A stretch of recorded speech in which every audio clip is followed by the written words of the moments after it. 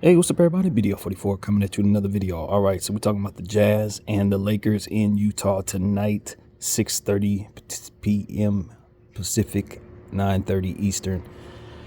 Man, the Jazz are balling right now, y'all. They're really balling. This is the worst time for our Lakers to be running into a Jazz team when we just got through getting our butts whooped by the Phoenix Suns and have lost so many games over the course of the last month.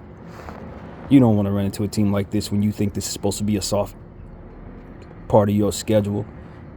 You know what I mean? You look at the schedule and you see all these different teams and you say, oh, Utah. Well, you run into Utah that's won 10 out of their last 12 games and like several in a row, like 5 or 6 games in a row. So, yeah, they just last night off a back-to-back played the Toronto Raptors and put 143 on them. They put 127 on Dallas a few weeks ago. They put 154 on Detroit a few weeks ago. Like, this is a team that scores a whole lot in the paint, perimeter, whatever you need, they're scoring.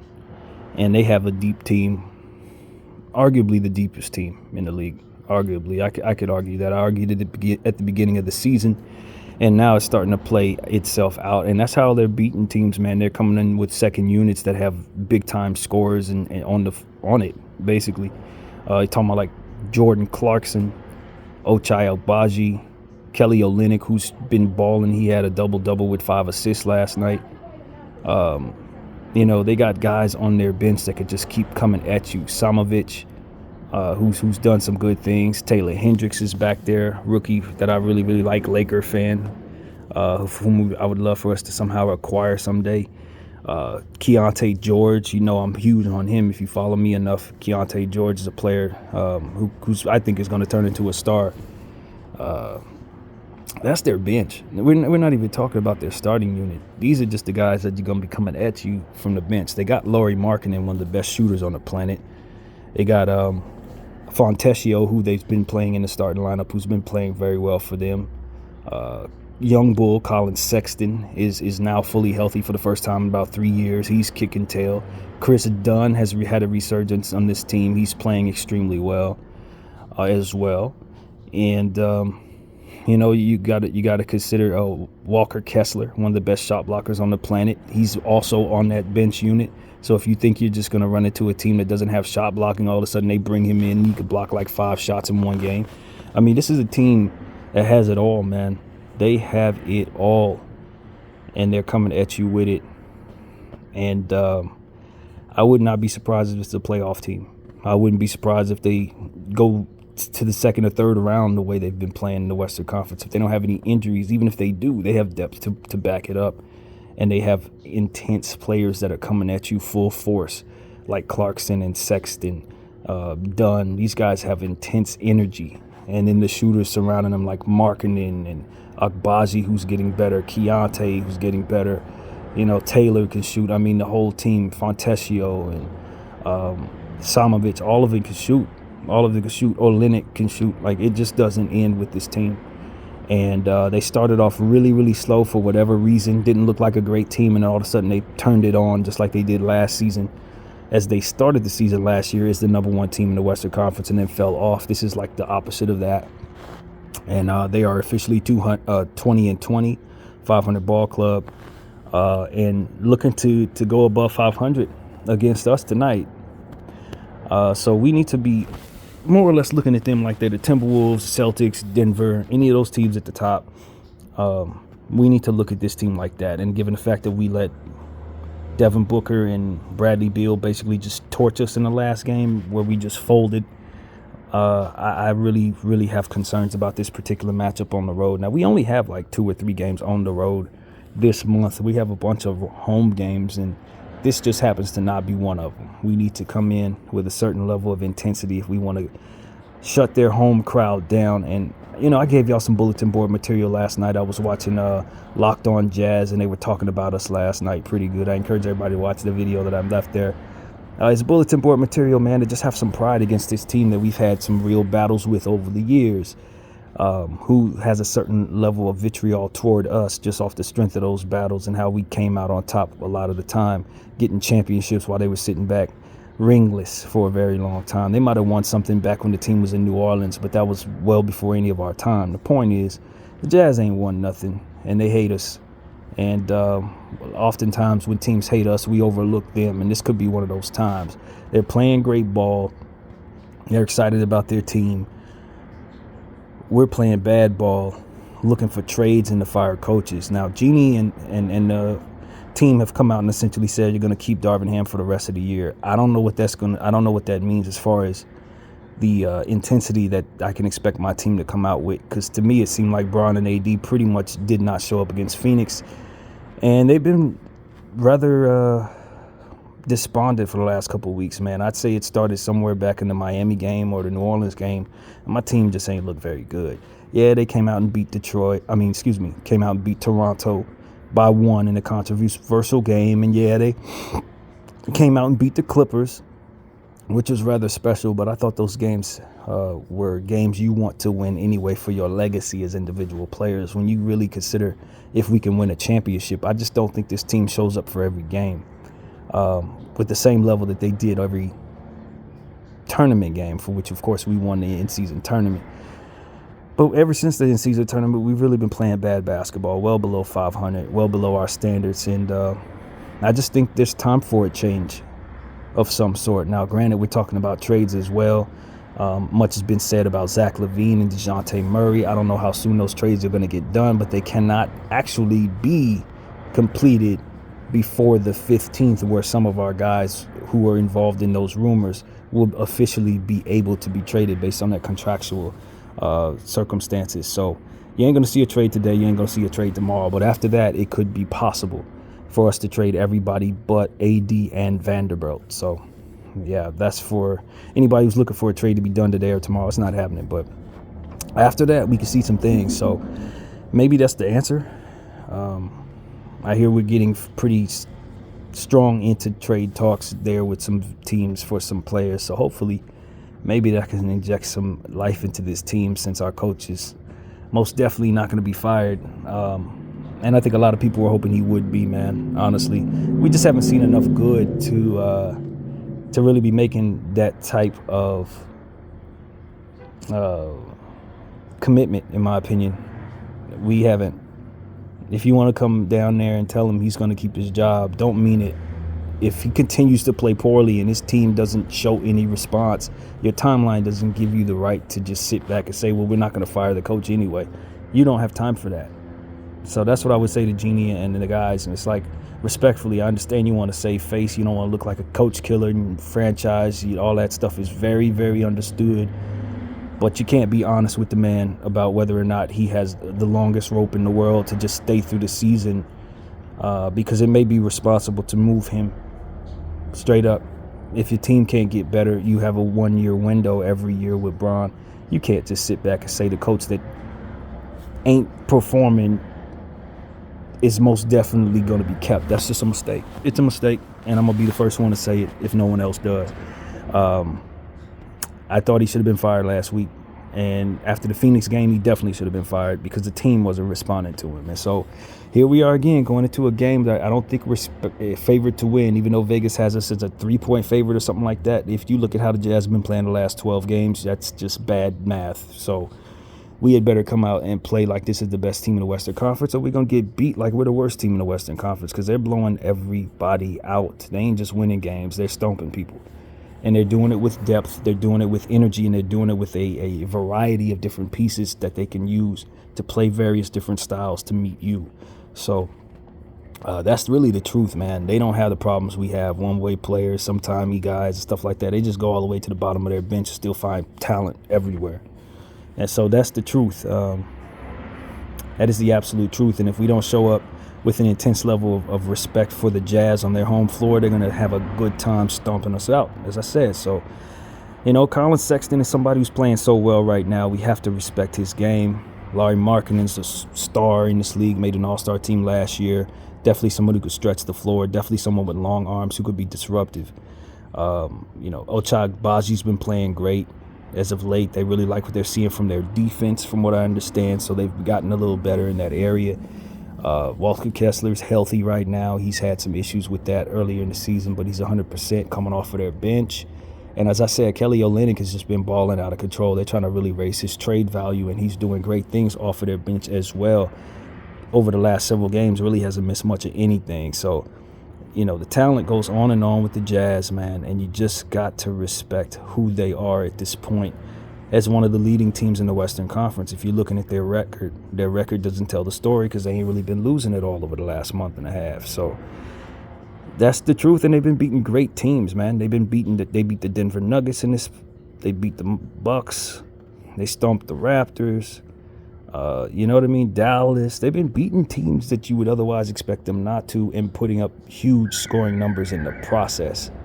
And so I understand. I understand what I'm up against. And I think the Utah Jazz need to be considered one of the top teams in the Western Conference right now. Period. Never mind the record. Never mind who you think is on the team. You better look at this as a tournament game.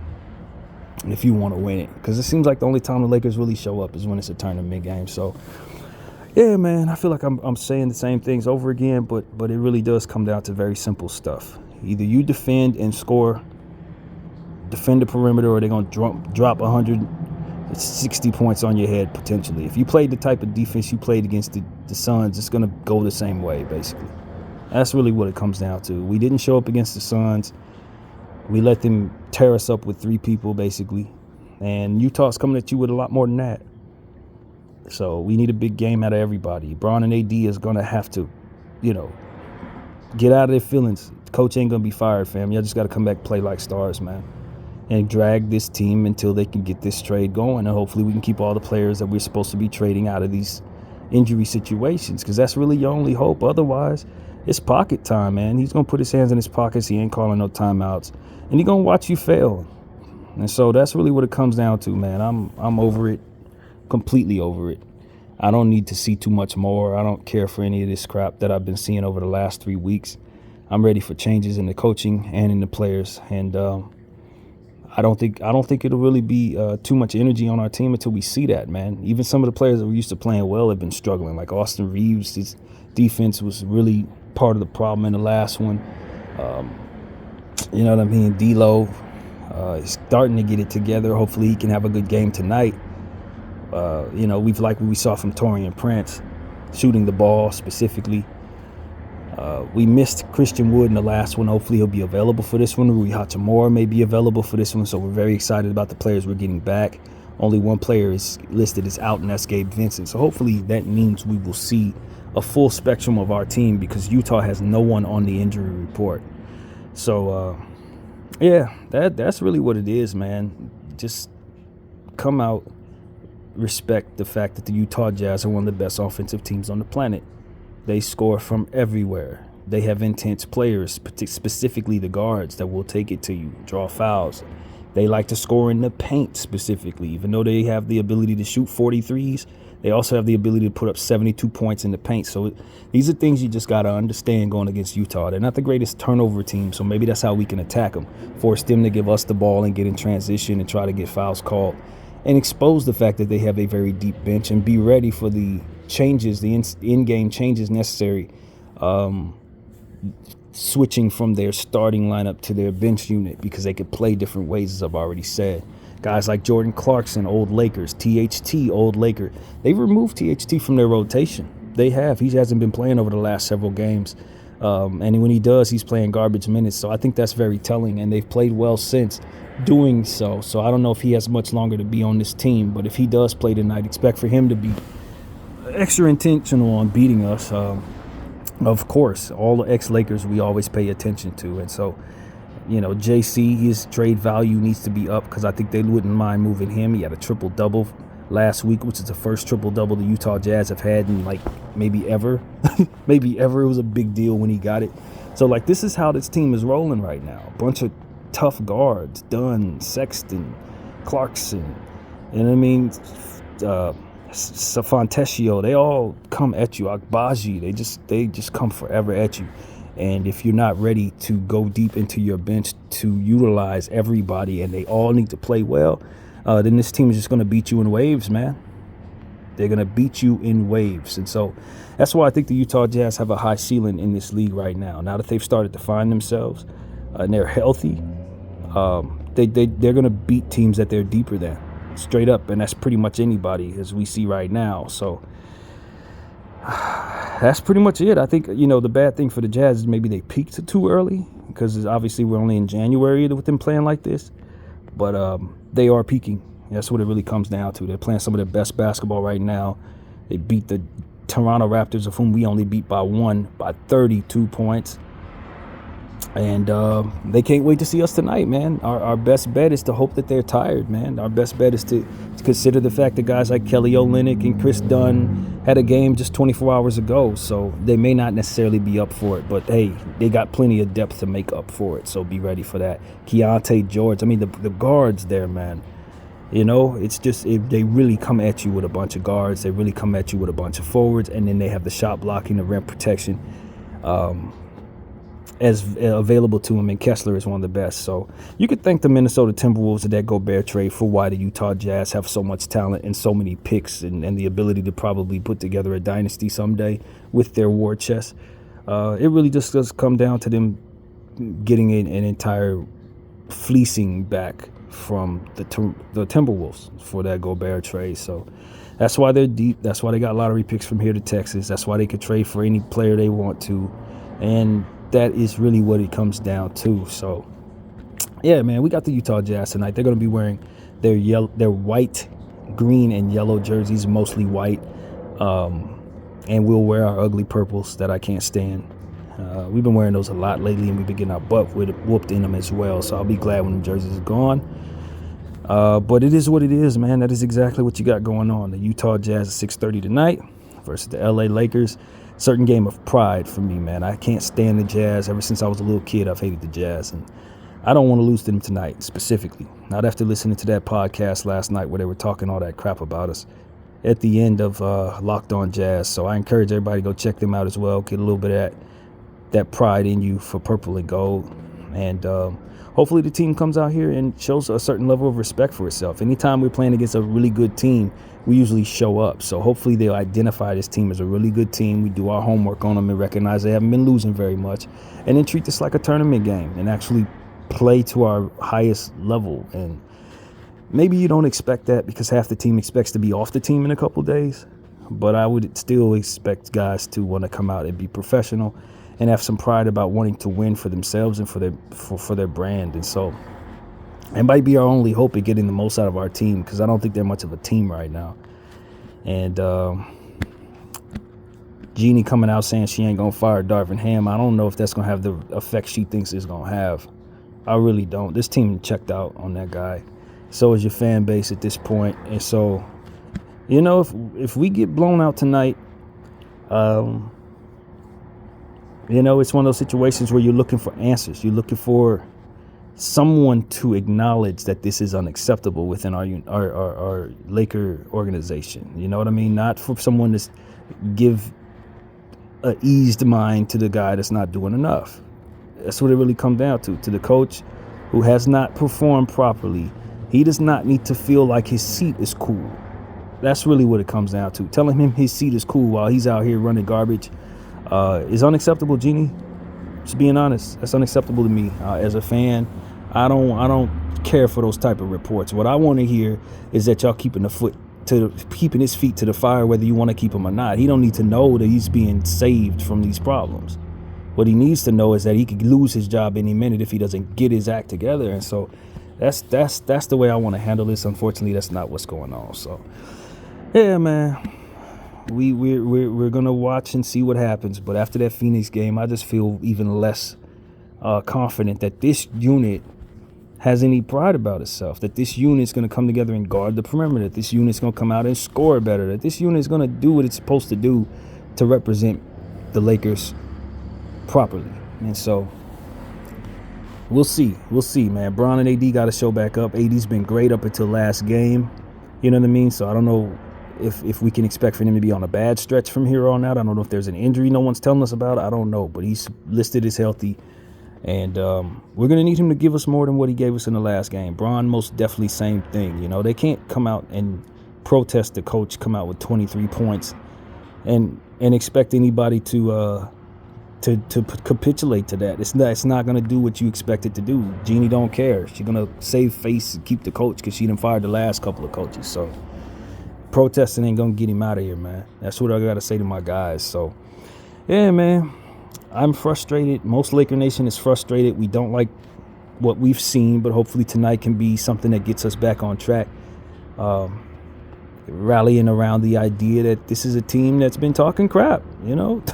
This is a team that got a couple ex-Lakers on it. This is a team full of guys that likely want to be traded for twice what they're worth, you know, and that kind of thing. They're trying to raise their trade value, and they're going to use bad defense as a means of doing so. If you play poor defense against a Kelly Olynyk or a Jordan Clarkson, they're going to play great. You know what I mean? So that's what it really comes down to. Respect the opponent tonight. BDF 44, I thank you all for watching. I'm out.